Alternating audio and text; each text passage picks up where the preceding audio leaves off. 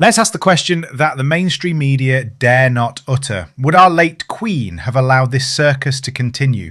Would she have watched in dignified silence as our borders were trampled, our traditions mocked, and our sovereignty sold off piece by piece? That's the question echoing across the homes and high streets of a nation slowly waking up to the consequences of its last election.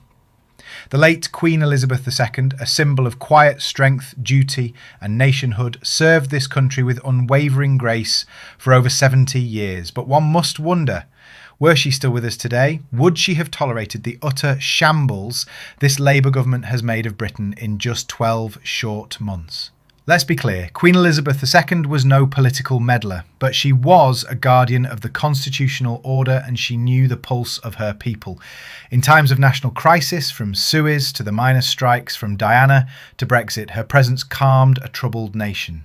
She didn't take sides, but she also stood for something: unity, stability, and the very soul of Britain.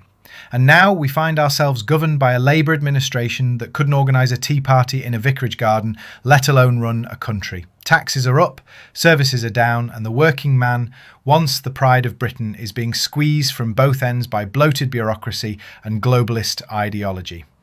Would the Queen have watched Keir Starmer open the floodgates to unchecked immigration, bend the knee to Brussels, and push woke nonsense into classrooms without blinking? I rather doubt it. Now, I say this with all due respect, but we must address the elephant in the palace. King Charles.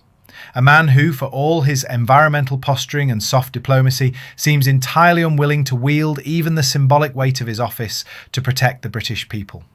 While his mother reigned with an iron will beneath a velvet glove, Charles appears more interested in hobnobbing with global elites than safeguarding the traditions of his realm. At a time when the nation is crying out for leadership, not in party politics but in moral stature, we are met with silence.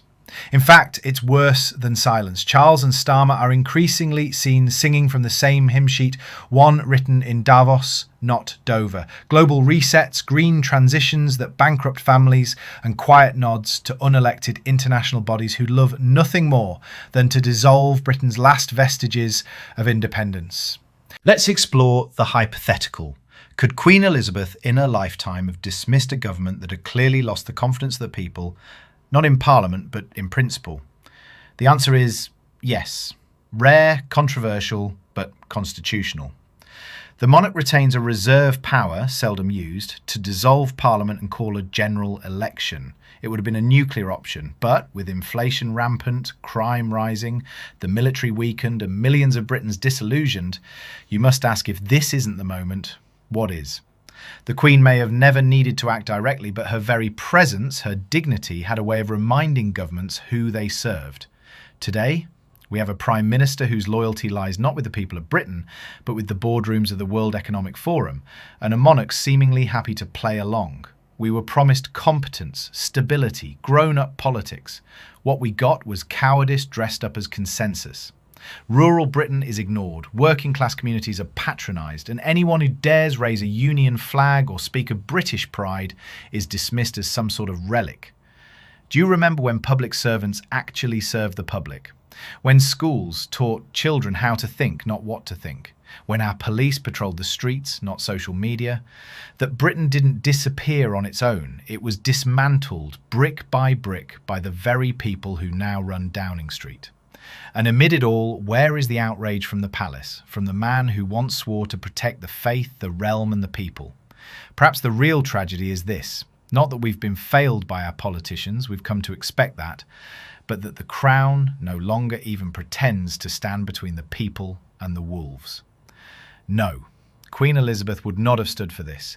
She would not have taken to the airwaves, but her steely glance, her subtle signals would have told the government enough.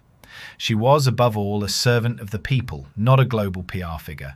We are a nation adrift, not just economically, but spiritually. We are led by technocrats who speak in slogans and govern with spreadsheets. But deep within the British soul, there is still something stirring, a memory of who we were, a yearning for the days when our leaders respected the people, not just their donors. And so I ask you, not just as a journalist, but as a patriot, where is our line? If the Queen wouldn't have stood for this, why should we? If you're tired of the mainstream media pushing the same tired agenda and you want real talk, real issues, and real British voices, then do us a favour, like this video, hit subscribe, and join the growing movement here at British Voice News. No spin, no censorship, just the truth. This is your country. Make your voice heard.